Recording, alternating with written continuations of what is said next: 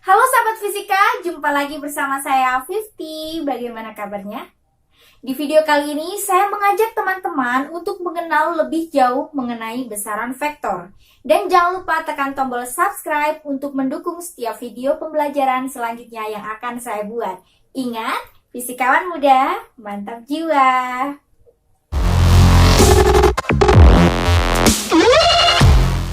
Oke, dalam fisika terdapat dua besaran yaitu besaran skalar dan besaran vektor. Dan teman-teman tahu bahwa besaran skalar adalah besaran yang hanya memiliki nilai tetapi tidak memiliki arah, sedangkan besaran vektor adalah besaran yang memiliki nilai dan juga memiliki arah. Oke, untuk mengenal lebih jauh mengenai besaran vektor, yuk cek pada slide berikut ini. Baik teman-teman, saat ini kita akan lebih dalam lagi belajar mengenai besaran vektor. Nah, materi pokok kita pada video kali ini yaitu yang pertama, pengertian besaran vektor, selanjutnya ada metode penjumlahan besaran vektor, dan juga pengurangan besaran vektor. Oke, yang pertama pengertian besaran vektor.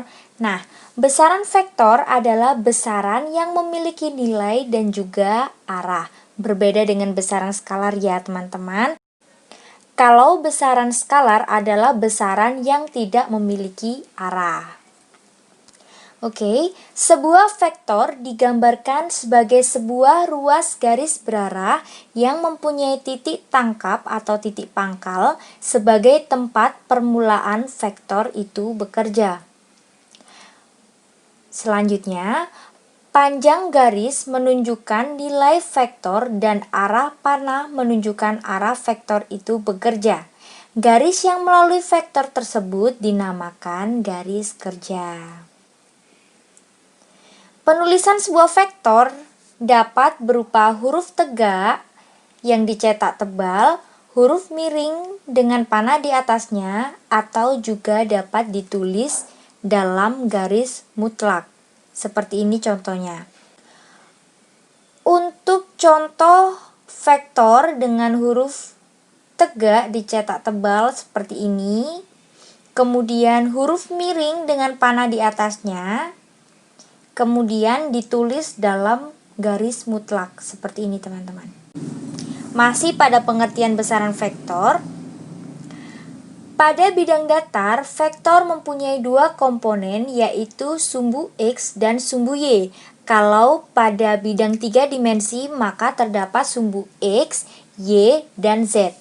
Nah, sebuah vektor dapat saja mempunyai satu komponen bila vektor tersebut berada pada salah satu sumbu X atau Y. Kalau pada ruang 3 dimensi juga bisa pada sumbu Z. Seperti itu teman-teman. Selanjutnya, komponen vektor adalah vektor-vektor yang bekerja pada saat yang bersamaan sehingga menghasilkan satu vektor dengan arah tertentu atau yang biasa kita sebut dengan resultan. Vektor adalah besaran yang bergantung pada besaran dan juga arahnya. Maka, besaran vektor dapat dipindahkan titik tangkapnya dengan catatan bahwa besar dan arahnya harus tetap. Nah, berdasarkan gambar ini, maka A dapat dituliskan sebagai AX ditambah AY, sehingga kita tahu bahwa A merupakan penjumlahan dari komponen-komponennya, yaitu AY dan juga AX. Untuk cara penulisan lainnya dapat seperti berikut. A sama dengan AXI ditambah AYJ. Baik, selanjutnya kita mengenal vektor satuan. Vektor satuan adalah vektor yang besarnya satu satuan. Dikatakan vektor satuan karena nilai vektornya sama dengan I, sama dengan J, sama dengan K, yaitu sama dengan 1. Vektor ruang yang telah diuraikan ke sumbu XI, YJ, ZK dapat disebut sebagai vektor satuan. Misalnya, vektor A mempunyai komponen sumbu X, AX, dan sumbu Y, AY, serta sumbu Z, AZ. Maka dapat dituliskan dalam lambang vektor sebagai A sama dengan AXI ditambah AYJ ditambah AZK. Dengan panjang vektor A dapat kita cari dengan persamaan berikut.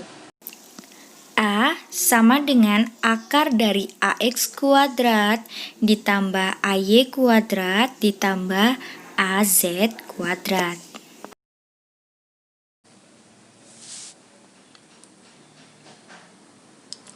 Nah, penjumlahan vektor.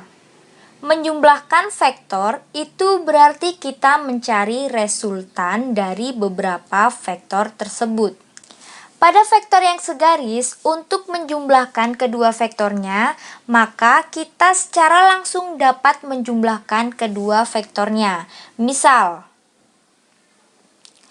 vektor A dijumlahkan dengan vektor B, maka kita dapat langsung mencari resultannya sebagai R sama dengan A plus B. Seperti ini ya teman-teman.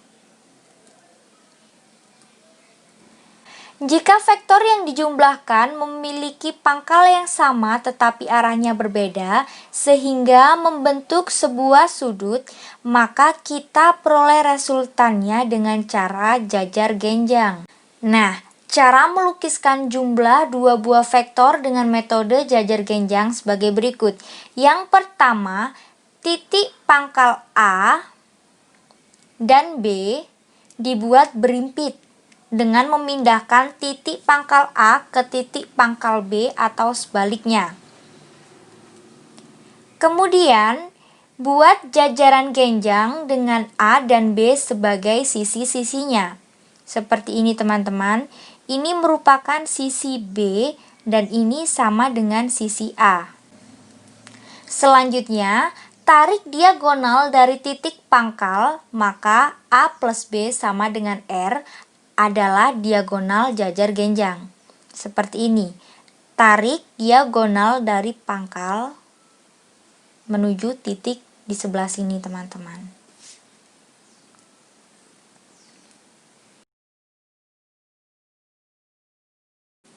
Baik, pada gambar tersebut, gambar ini ya teman-teman, dengan menerapkan aturan kosinus pada segitiga OPR, maka diperoleh OR kuadrat sama dengan OP kuadrat ditambah PR kuadrat dimin 2 OP dikali PR kosinus 180 derajat min alfa.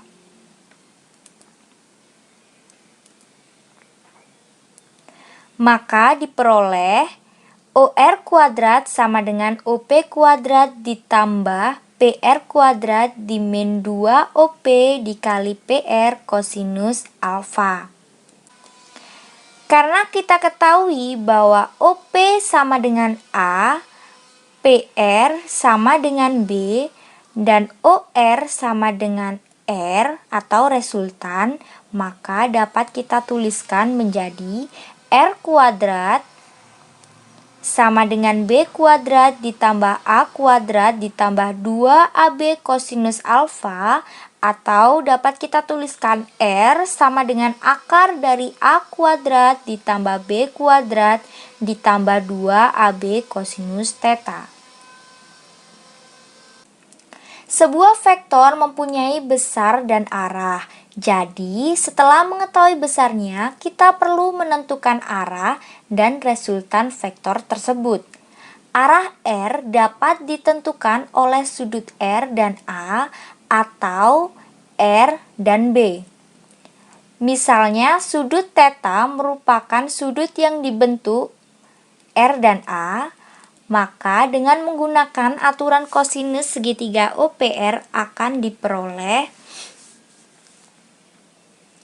R dipersin 180 min alfa sama dengan B per sin theta sama dengan R per sin alfa. B sin theta sama dengan R per sin alfa, maka sin alfa sama dengan B sin alfa per R. Dengan menggunakan persamaan tersebut, maka nilai theta dapat kita ketahui. Oke, selanjutnya kita akan belajar mengenai penjumlahan vektor dengan metode segitiga. Resultan dua buah vektor akan kita peroleh dengan yang pertama, meletakkan pangkal vektor kedua pada ujung vektor pertama dengan catatan besar dan arahnya tetap. Kemudian resultannya diperoleh dari menarik garis pada pangkal vektor pertama ke ujung vektor kedua. Nah, besar dan arah R dapat dicari dengan aturan sinus kosinus. Seperti ini contoh gambarnya. Penjumlahan vektor bersifat komutatif sehingga dapat kita tuliskan resultan sama dengan A ditambah B juga sama dengan B dijumlahkan dengan A. Jika penjumlahan lebih dari dua vektor, maka dijumlahkan terlebih dahulu dua buah vektor, kemudian hasil resultannya dijumlahkan dengan vektor ketiga. Demikian seterusnya. Nah, misalnya vektor A, B, dan C. Oke, yang pertama kita menyambungkan pangkal vektor C pada ujung vektor A. Kemudian kita tarik resultannya dari pangkal A menuju ke ujung vektor C. Kemudian kita menyambungkan pangkal vektor B pada ujung vektor C dan menarik garis resultannya, yang resultannya merupakan penjumlahan dari vektor B dengan resultan dari AC atau kita sebut dengan V. Maka dapat kita tuliskan seperti berikut. R sama dengan A plus C plus B sama dengan V plus B. Yang selanjutnya pengurangan vektor. Pengurangan vektor pada prinsipnya sama dengan penjumlahan vektor, hanya saja arahnya berlawanan. Seperti ini ya teman-teman.